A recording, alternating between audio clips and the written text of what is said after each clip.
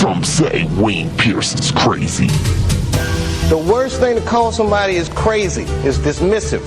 I don't understand this person, so they're crazy. These people are not crazy, they're strong people. Maybe the environment is a little sick. Don't take somebody else's word. Tune in and judge for yourself. The views expressed. 4 p.m. Pacific, 7 p.m. Eastern, Monday through Friday on Spreaker.com.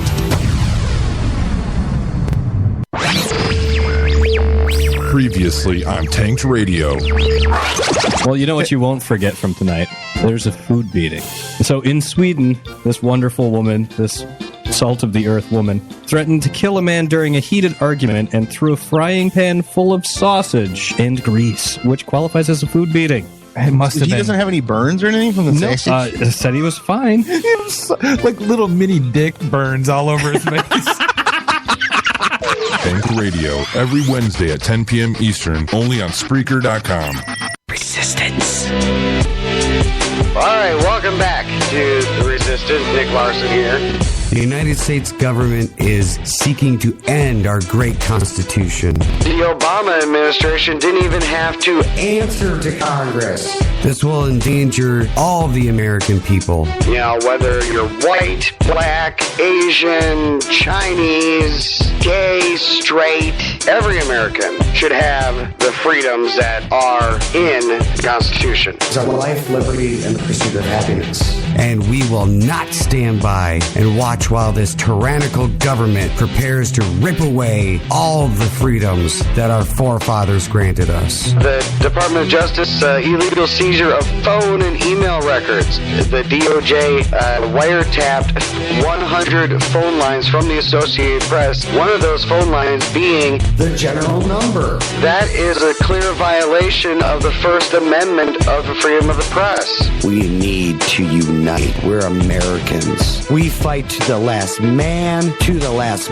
bullet, to the last tank. We fight. We fight. American, we will fight and we will prevail.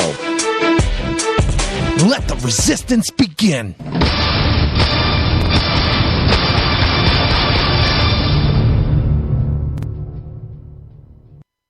Hello and welcome everyone to The Resistance. Nick Larson here with you.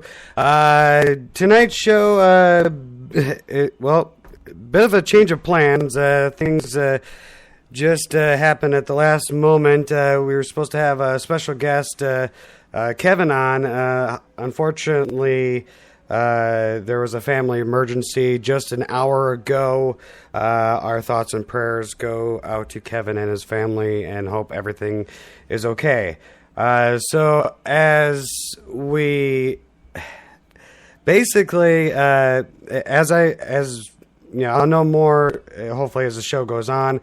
But you know, it doesn't look like Kevin will be on for tonight. I do apologize for that. I do know all of his followers and friends were really looking forward to this show, as well as I. You know, it's just one of those things that just happened. So now I do have some of the notes that we're going to be talking about with Kevin. And you know, I'm not going to completely steal his thunder here. So, you know, we won't, you know, I'll kind of talk about Kevin a little bit. Now, really, I really don't know too much about him. Just friended him, and instantly, him and friends of his, other followers, have graciously opened the door to me and the show here, and just let us in with open arms. And to that, you know, I do thank each and every one of you. And a couple organizations that I'd like to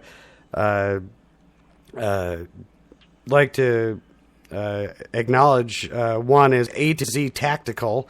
You can catch them at A to Z Tactical.us. It's A and then 2 TOZ Tactical.us. That's their webpage. Or you can go to check out their Facebook page, facebook.com/pages/A-2TO-Z-Tactical.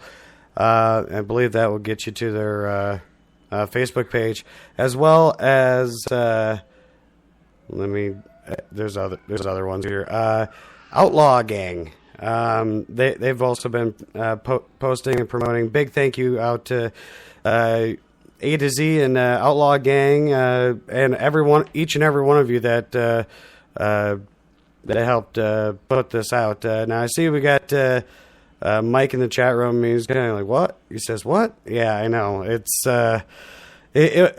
I just learned about it like 5 minutes ago. So I'm kind of winging it here So, anyways, now I wanted to talk to Kevin about his organization, We the People Are Back, and just that title alone, We the People Are Back. I mean, just that title alone, says, at least to me, it says exactly what their mission statement is that we the people are back. We're coming back to take back our country. Government officials, you are on notice. We are coming to take back our government. And you can say goodbye to those nice cushy jobs of yours because we're going to take those away from you as well. Especially if you're on the Obama side in the Obama administration, and you are either guilty of conspiring to defraud the American people or conspiring to treason, or you're committed to treason yourself. Now, one thing that Kevin, going into Obama, and, President Obama is kind of like President Bush. Now, I don't mean to compare them because really, as far as I know, President Bush didn't get anyone killed in a scandal. But it's like for comedians, George Bush was an easy target. You never could, joke enough about Bush. Now with Obama, you can never complain enough about Obama. I mean, this guy just keeps racking him up. I mean, look at all the scandals going on. You got Fast and the Furious. You got Libya. You got Benghazi. You got the IRS scandal, the AP scandal. You got there's more scandals going on than ever before. I mean, people that actually lived through Watergate, I would really like to know, how it was back during the Watergate scandal and how it is now, and kind of compare the two. And just see how bad it is. But Kevin did remind me that Obama, then Senator Obama, during his campaign in 2008, actually said to the American people while he was campaigning that if he was elected, that his cabinet and his administration would be they would be transparent, and and he said that he would. That's what he campaigned, that his administration would be transparent, nothing would be left out in the open, there'd be no secrets. But then once he gets into office, all of a sudden, everything is shut down. We can't get access to anything, which, right off the bat, I'll say, First Amendment violation of freedom of the press. That is what the freedom of the press is there for, is to inform the people. Now, granted, yes, the press, if you look at the mainstream media, yes, they are biased. However, now looking at your local newscasts, they might be a little biased, but they tend to be a little bit more unbiased, or give you both sides of it, or at least they should be giving you both sides of it. That's how at least journalism is supposed to be done. And of course, you have the alternative media, but then, how much stock do you put in the alternative media? Well, if you're listening to this, you're putting a lot of stock into it, so thank you.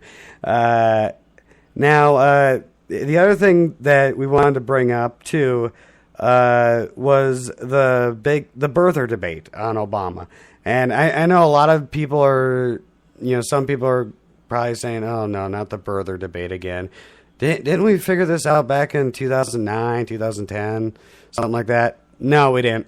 We haven't figured it out. In fact, Sheriff Joe Arpaio in Arizona has actually led an independent investigation to which led to the findings that Obama's birth certificate contains 7 to 9 layers, individual individual image layers on the birth certificate. Now, if you know anything about graphics, or how Adobe Photoshop works, and putting an ad together, you know that there's you use different layers, and there'll be you can detect them. Now, if it was an original printed document, one, that birth certificate should only have one layer.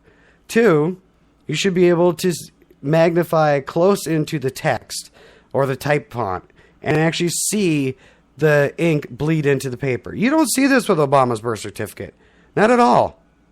You don't see it at all, which leads me to believe that this document that they created, and yes, you can create a forged birth certificate document in Photoshop. It's not that hard, really.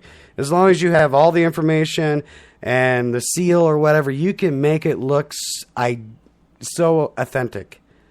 And the fact that the Supreme Court actually, because I do believe this actually went to the Supreme Court, and there was a big question of whether or not all the justices got the brief on Obama's birth certificate. But long story short, it basically came out that they went to listen to it and didn't give any comment on the ruling or reasons to why. Now, I'm saying, yes, that this needs to be investigated. This needs to be under judicial review. The Supreme Court needs to look at this. If there is a question about the president's eligibility to be in that office, it is the Supreme Court's job as a judicial branch of the United States government to hold a judicial review and to make sure that person is, or at least was born where they say they were born.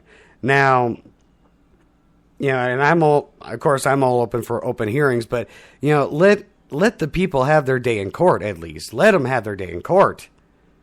Just let the Supreme Court listen to the arguments, and then let's figure this out. And I was kind of when I was talking with Kevin about this, and I was like, well, okay, but couldn't we just impeach him? Wouldn't that just be as good? And I was actually shocked to hear him say no. Actually, it'd be worse. I'm like, okay, you have my undivided attention. Kevin basically told me that if Obama is found by a Supreme Court to be a non-citizen of the United States of America when he ran for office, that and he was going to check on this for me too, but I do believe that all the laws, all the executive orders, everything that has Obama's signature would be null and void.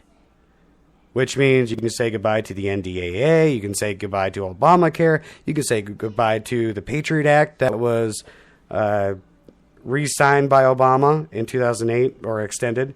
All the executive orders you can say goodbye to. But now if you impeach Obama, if you impeach him, one, and this is what Kevin's saying, I'm quoting him, one, you are first acknowledging that Obama had the right to become president. And even if he is impeached, all of his laws, all of his executive orders will still stand. And we have to hope and pray that the other guy after him will reverse them. Well, I don't have that much faith in my government. I don't know about you guys, but I don't. And so we were talking a little bit about that. Then of course we did talk a little bit about the scandals going on. I mentioned earlier, of course, the Fast and the Furious, Benghazi, the AP. The IRS targeting Tea Partyers and conservative groups and stuff like that. Each scandal in itself, if the Obama administration, Obama's got to be sweating bullets right now. Because basically you look at all these scandals, and he even said about the Associated Press scandal that he didn't know about until or maybe it was the IRS. But Obama didn't hear about it until he watched it on the news, and it's like,